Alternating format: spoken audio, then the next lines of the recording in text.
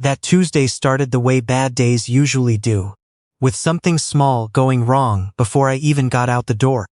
My usual place, a narrow coffee shop on Bloor called Grounds and Grace, had a handwritten sign taped to the inside of the glass. Closed for repairs.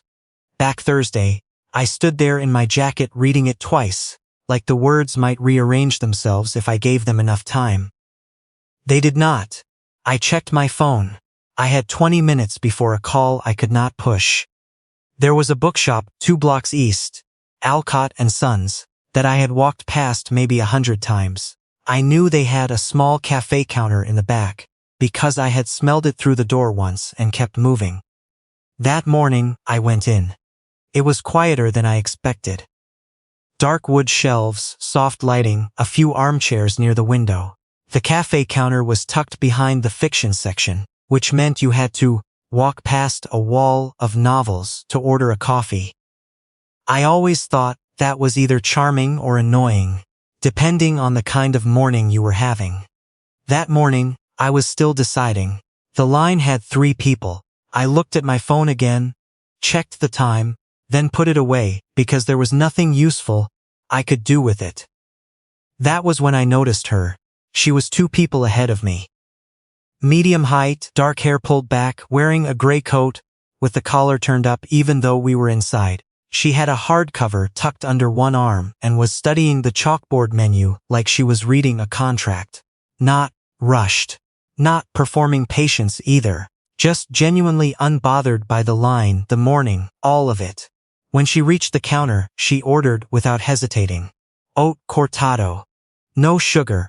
Then she stepped to the side to wait and looked down at the book in her hand, opening it to a page she had already marked. I ordered a black coffee. Then, for a reason I still cannot fully explain, I said, "And I'll cover hers as well." I nodded toward her. The barista, a young guy with paint on his sleeve, looked at me with mild curiosity. "The cortado?" "Yeah." He rang it through. I paid before I talked myself out of it. I was not someone who did things like that. I was not the kind of person who made gestures in public, who found strangers interesting, who acted on instincts without running them through 3 rounds of internal questioning first. My friends would have laughed if they had seen it. I almost laughed at myself, but something about the way she had read that menu, like she actually knew what she wanted and was not performing any part of it, had gotten to me before I noticed it happening. When her drink came up, the barista called it out and glanced between us. She reached for it, then paused. "Did you pay for this?" she asked. She was looking at me directly, no preamble, no smile warming up to it. I did. Why? That was a good question. I did not have a good answer, which was a problem because she looked like someone who could tell the difference immediately. "You looked like you were actually going to enjoy it," I said. "That seemed worth something this morning." She looked at the cup, then back at me. "That doesn't make a lot of sense." "I know." She held my gaze for another second, not unkindly, just measuring. "Thank you," she said. Then she walked back to one of the armchairs by the window, opened her book, and did not look at me again. I left with my coffee, feeling like I had done something either very right or very foolish, and had no way of knowing which. I was halfway to the subway when I realized I had left my laptop bag on the floor by the counter. I said something under my breath and turned around fast, pushed back into the shop, past the fiction shelves, and found it exactly where I had set it down. I grabbed it and straightened up. She was still there, same armchair, book open, one leg crossed over the other, but she was looking at me now, over the top of her page. Not surprised, not even curious, just watching, the same way she had in the line, like my being there again was simply a fact of the morning. She was noting and filing away. I gave her a small nod. She lifted her chin slightly in return. I left. I told myself that was the end of it. It was not. My usual cafe opened back up the next morning. I walked past it and went to Alcott and Sons. I told myself it was because they had better light for working, which was partially true and mostly not the point. She was not there. I sat in the armchair across from the one she had used, drank my coffee, answered emails, and left. I did not think too much about it. I went again Thursday and Friday. She was not there either day. By Friday afternoon I felt slightly ridiculous. I did not know her name. I knew her coffee order and the color of her coat, and the fact that she read physical books with pages already marked, which told me she was rereading, or that she thought in advance, and neither possibility made her less interesting. I almost did not go back on Saturday. I had brunch plans uptown that I canceled because the weather was bad. And then, I ended up walking in the direction of the shop, without making a real decision about it. It was raining lightly. The kind of rain that makes Toronto look like a different city. Softer and quieter. Everything reflected on the pavement. I pushed open the door at Alcott and Sons. She was there. Same armchair. Same coat. This time unzipped over a dark sweater. Her book was open, but she was not reading. She was looking at the window, watching the rain. When the door opened, she looked over. She saw me, and something shifted in her expression. Just slightly, just enough that I noticed it. Not surprise. Something more like recognition. I ordered my coffee slowly. I had not decided whether to walk over. By the time the barista slid the cup across the counter, I still had not decided, so I just walked over anyway, because at some point the deciding has to stop. I stopped beside her chair. "This is going to sound like a line," I said. She looked up at me, patient and still. "Is it a good one?" "Probably not." She considered that. "Sit down," she said, and moved her book to the table beside her. "Let's find out." I sat in the chair across from her. My coffee was too hot to drink, and my jacket was slightly damp, and I was suddenly aware of all of it in a way that was hard to ignore. "You've been coming back," she said. Not a question. I looked at her. "How do you know that?" She took a sip of whatever she was drinking, something different today, and almost smiled. "I'll tell you later," she said.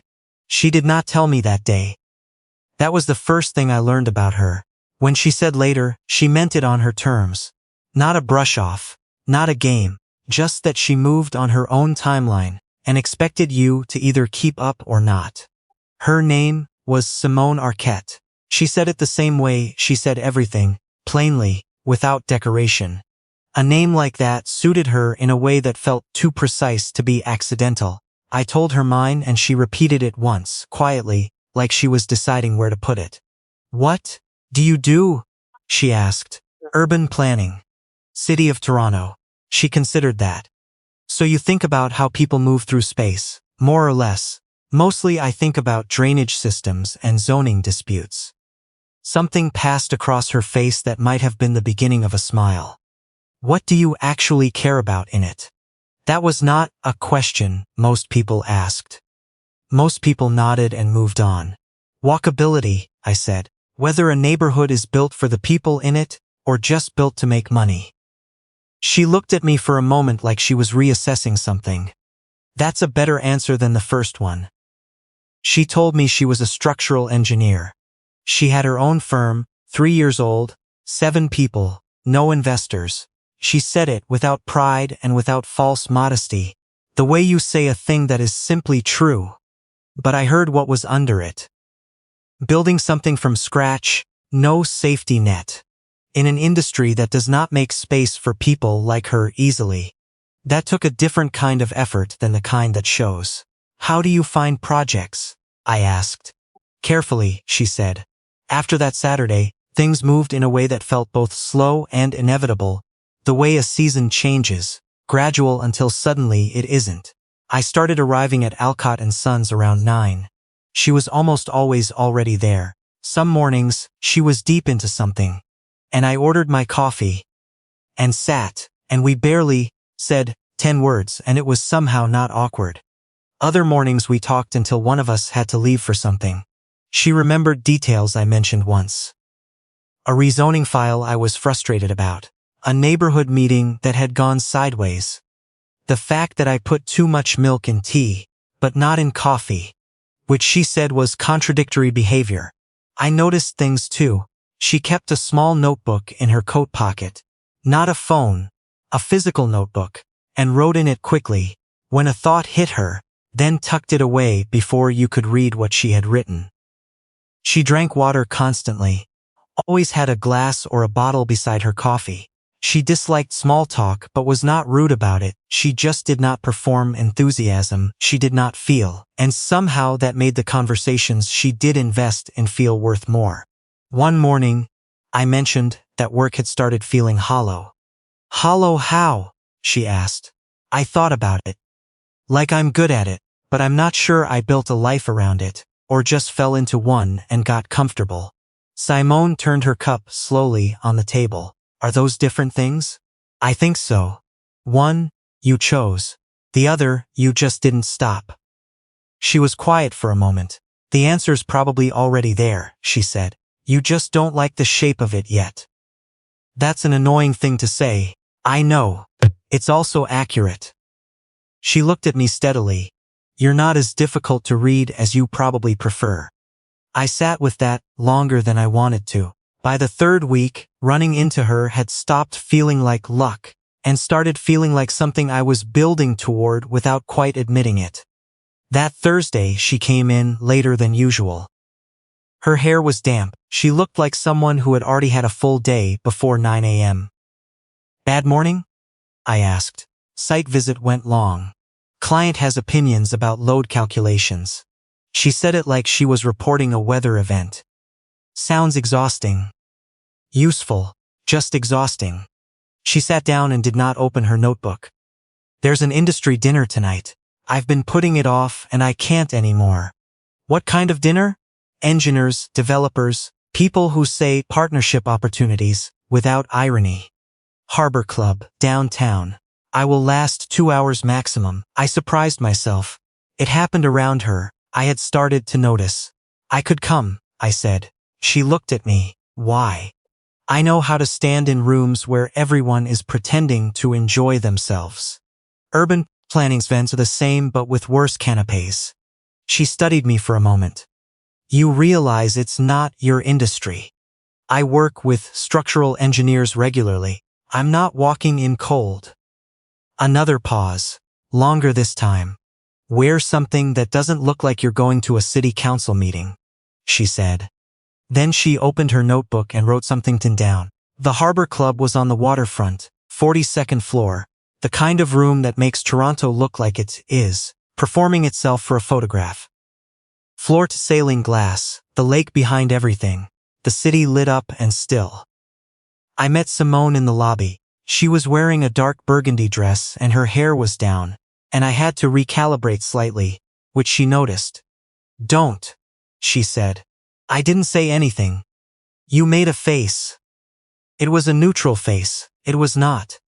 But she walked toward the elevator, without further comment, which I chose to take as something. Inside, the room was exactly what she had described. Good wine, loud laughter, everyone working slightly too hard at seeming relaxed. Simone moved through it cleanly. She spoke to people with precision. No wasted warmth. No performed enthusiasm. But I watched how people leaned in when she talked. She had a way of making whoever she was speaking to feel like the conversation was actually going somewhere. I gave her space at first. Then, we kept ending up near each other. Gravitating without coordinating it, a developer cornered me near the bar and talked for 12 minutes about transit-oriented development until Simone appeared at my elbow and said, calmly, that someone across the room was asking about the Queensway project. I did not know what the Queensway project was. Neither did she, probably, but the developer turned, and I was free. Later she was trapped with a man explaining, at length, why wooden frame construction was the future of urban density. I materialized beside her with a glass of water and a look that asked the question without asking it. She accepted the glass, excused herself smoothly, and we drifted toward a quieter corner near the window. You owe me, she said. The Queensway project doesn't exist. I know that. He didn't. She looked out at the lake. You're better at this than I expected. Urban planning is mostly just this, but with maps. She almost laughed. Just almost. I said almost nothing useful tonight, she said. You said exactly what you needed to. That's not nothing. She turned to look at me. We were standing close enough that I was aware of it. The room kept moving around us. But between us, something had narrowed in a way that felt different from the shop. Different from any of the mornings. Simone, I said. Just her name. I had not planned what came after it. She looked at me for a moment, that lasted longer than the noise around us. Then she said quietly, "We should go." The cab back was quiet. Not the uncomfortable kind. The kind where you have both said something without speaking, and you are both deciding what to do about it.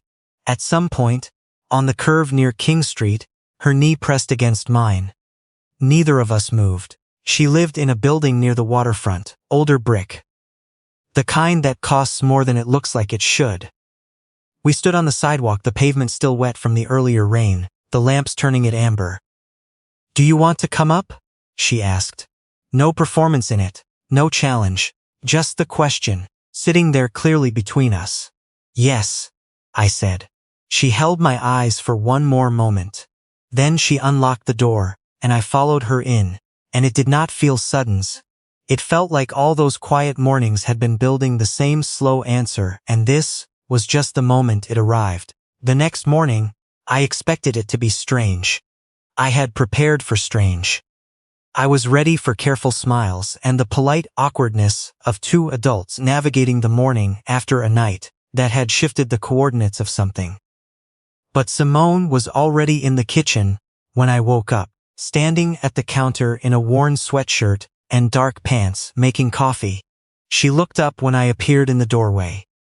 "I guessed black," she said. "If I was wrong, there's a coffee shop on the corner." "You weren't wrong." She handed me the cup. We sat at her kitchen table, which had a stack of structural drawings at one end and two plants at the other, and talked about nothing important for a while.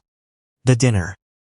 A bad speech someone had given, the fact that the building across from hers was being converted into condominiums that would permanently block her view of the lake, which she described with the level energy of someone who had already processed the and was now simply noting the loss.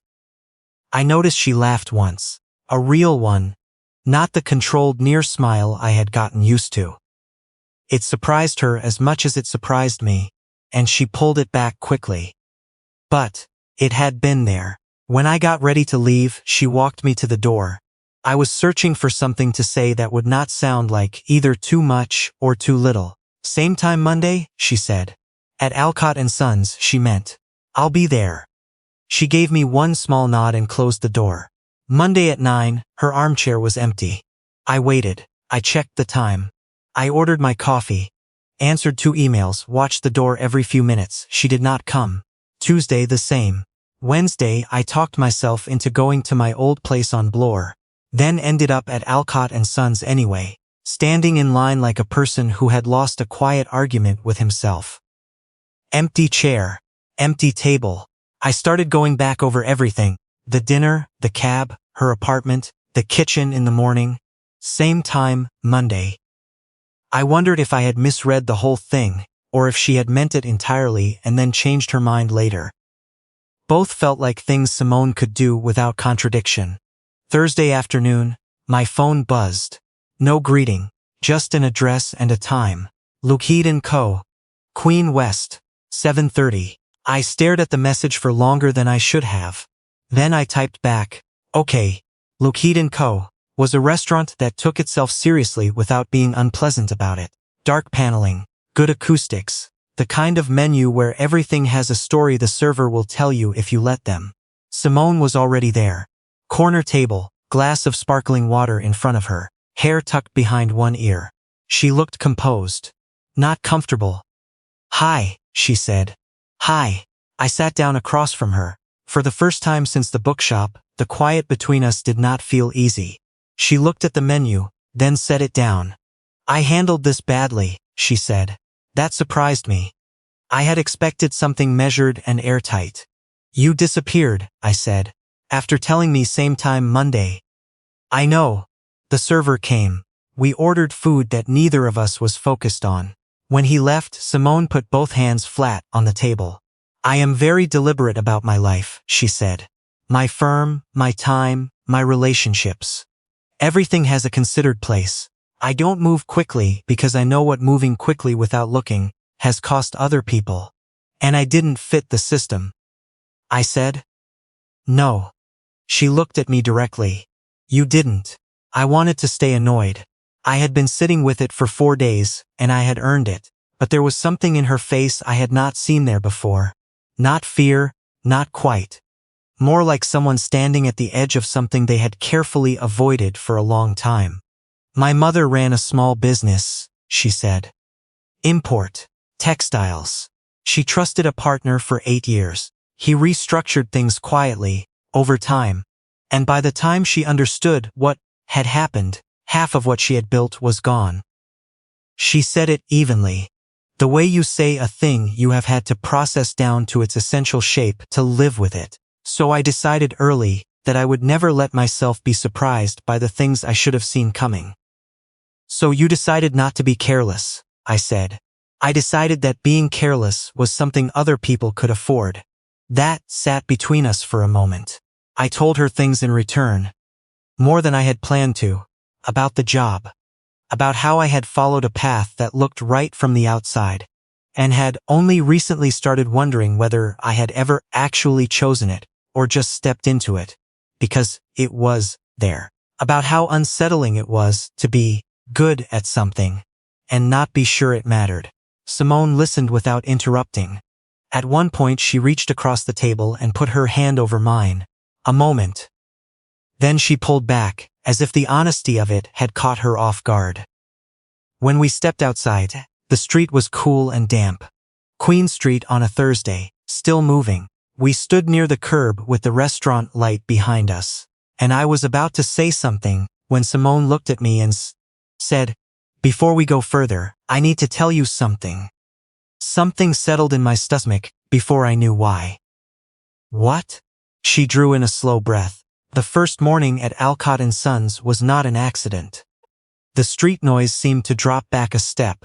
What does that mean? I knew who you were before you walked in. I thought I had misheard her. Then I looked at her face and understood that I had not. Your name came up 3 months ago, she said. A colleague of mine mentioned you. Said you were someone worth knowing professionally. I looked you up, your work, your background.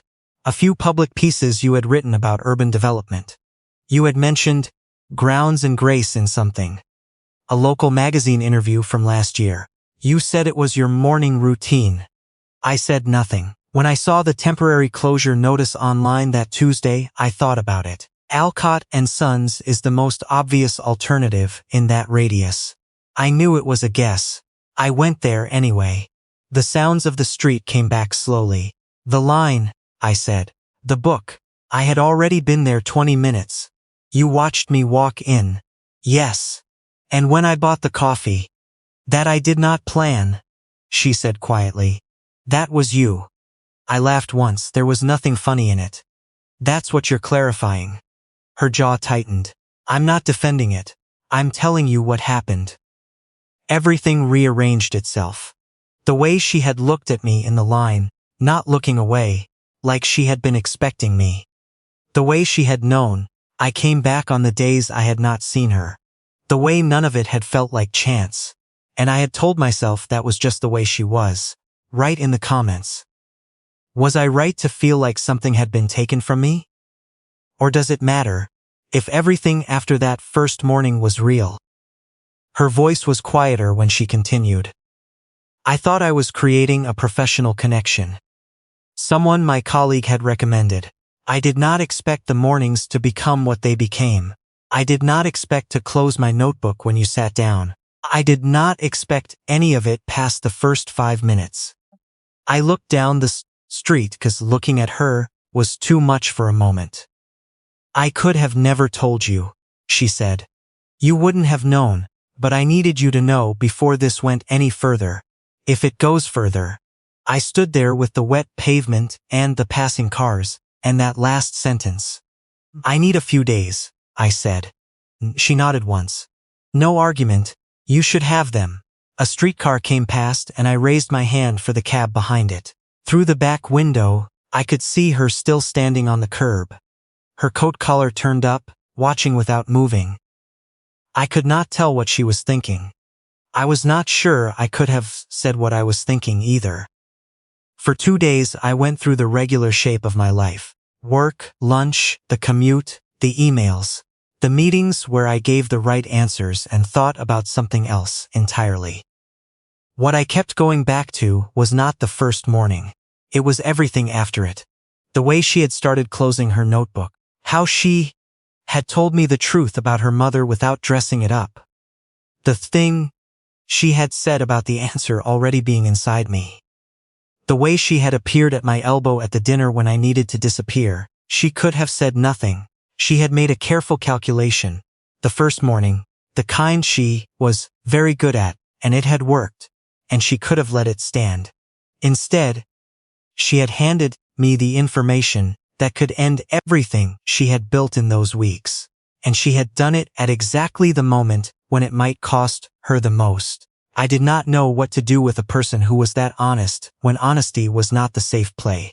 Saturday afternoon I called her. She picked up on the second ring. Meet me at Alcott and Sons, I said. 1 hour. A pause. Small. All right.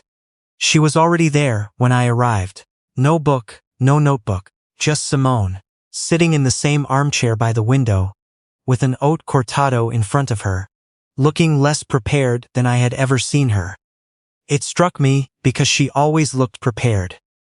It was one of the first things I had noticed. I ordered my coffee and walked over and sat down.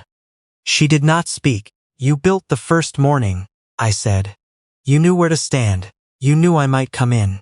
You let me believe the whole thing was chance. Yes, that was a version of me you never asked whether I wanted to be. She did not flinch from it. I know.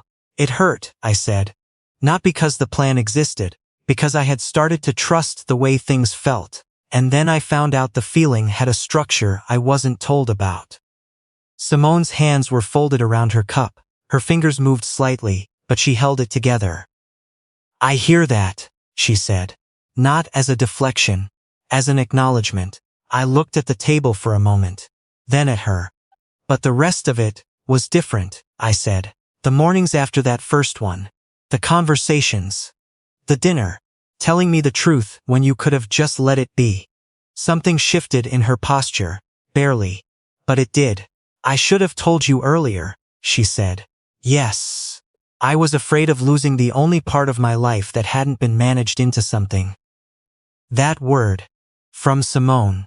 I had heard her be precise, direct, occasionally cutting. I had not heard her say something that undefended before. I leaned back and let the sounds of the shop fill the space for a moment. The coffee grinder behind the counter, someone laughing near the door, the rain still coming down against the front windows. If this continues, I said, I need to be someone who gets to know things. Not after the fact. Not when it's strategically safe. Actually, I know that. You can't position me. You can't decide what I get to understand because it makes things easier. I know, she said. And I'm not asking you to be fine with what I did. Good. Because I'm not. I wouldn't believe you if you were. Something about that almost made me breathe. Almost. She reached into the inside pocket of her coat and placed a small card on the table. Plain white, the kind she probably had made for professional use. She slid it across to me. On the back, in her handwriting, clean and unhurried. Not calculated. Not this time. I looked at it for a long moment. Then I picked it up and put it in my jacket pocket. We start from here, I said. Whatever this is. Simone nodded slowly, and for the first time since I had known her, really known her, her expression opened.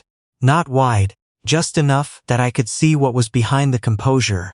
Something careful and real, and still a little afraid. It changed her face in a way that had nothing to do with the coat, or the cortado, or the armchair. She always chose by the window. We sat there together, as the rain came down outside, in the same shop where everything had started, at the same table, with the same 2 chairs. But this time, we both knew why we were there. And that, I thought, made it something else entirely.